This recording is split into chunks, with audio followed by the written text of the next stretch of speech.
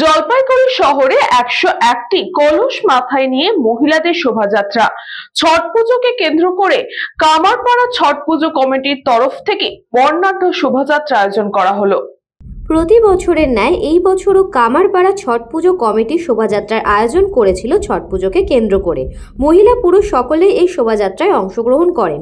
মহিলারা লাল পাড় শাড়ি পরে মাথায় কলস নিয়ে শোভাযাত্রায় হাঁটে। সামনে ছিল বাজনা তাসা। কামারপাড়া থেকে শুরু হয়ে দিনবাজার, বেগুনটারি, কদমতলা, সমাজপাড়া হয়ে কামারপাড়ায় শেষ হয়। কামারপাড়া ছট পুজো কমিটির সদস্য বলেন, বেশ কয়েক বছর ধরে ছট পুজোকে কেন্দ্র করে বিশাল শোভাযাত্রার আয়োজন করা হয়। এই বছরও সেটা করা হলো। তাসা ও ঢাক নিয়ে কয়েকশো পুরুষ ও মহিলা এখানে অংশগ্রহণ করেছিলেন।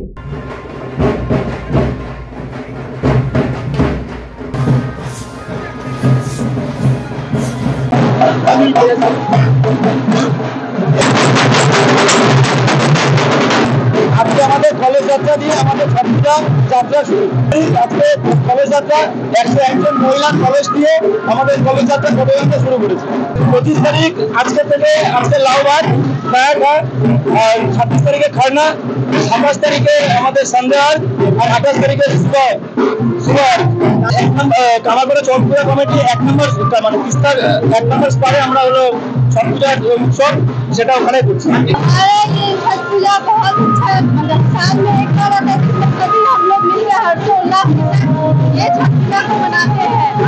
জলপাইগুড়ি থেকে খাদিমুল ইসলামের রিপোর্ট, নিউজ বঙ্গ time. St. Augustine's Day School, Barakpur.